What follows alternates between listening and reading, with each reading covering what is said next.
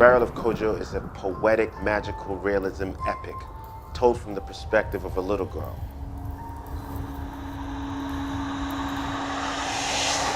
The story revolves around two brothers, Kojo and Kwabena. Kojo goes missing on a mining expedition, and his daughter must embark on a magical journey to rescue him. What makes this story so different is the narrative style in which we told it. It is highly non-linear and extremely immersive.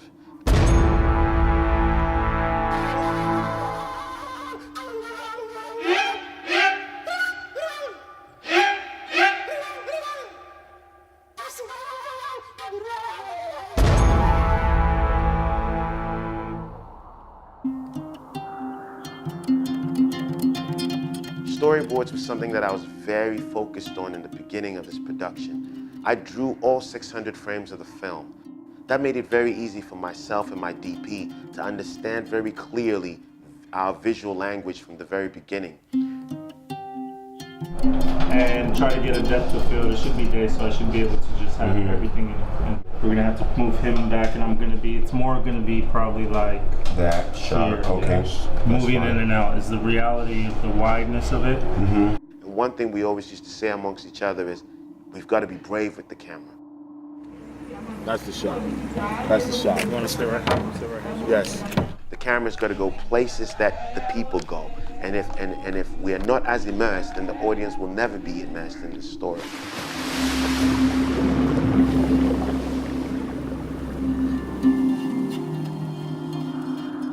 For me, it was very important that location played a character in the Barrel of Kojo. One such location was the mine where Kojo was going to be trapped in. You know, we dug a 30-foot mine, which was no small task. It had to feel authentic and also impossible to escape from.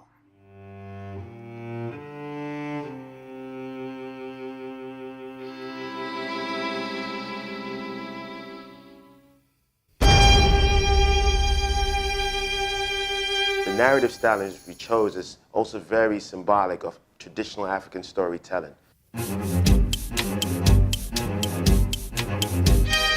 I've always wondered what filmmaking will be like if those before us, like say my grandmother, had a camera.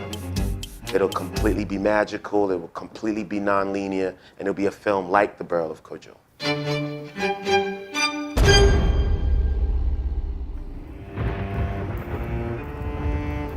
The Barrel of Kojo is a poetic, magical realism epic, told from the perspective of a little girl.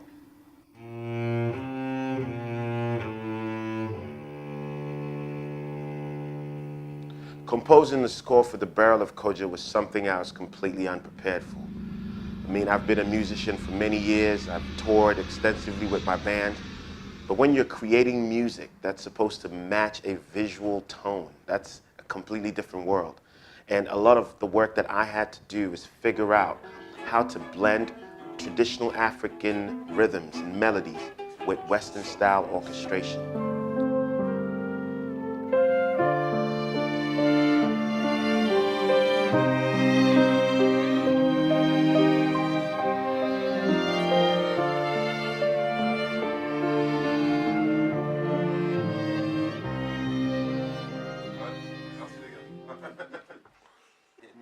It's fine, it was just like, yeah.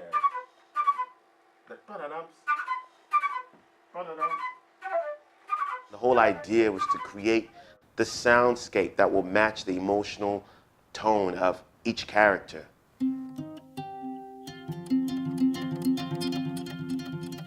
Kojo, for us, was somebody who was going through a lot of emotional turmoil, and so the music had to be somewhat somber.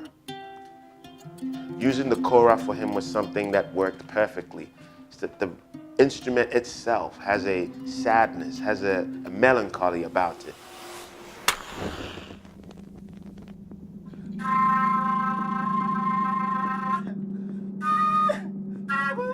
Kwabena, on the other hand, was somebody that we couldn't trust. His character was strong and his character was elusive.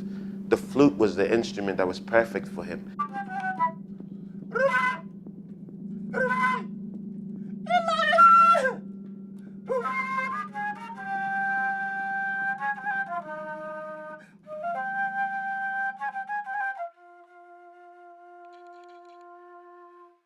having someone like Somi's vocals be a part of this score was something that, for me, was truly an honor. And she understands how vocals can allow us to travel through the emotions of the characters.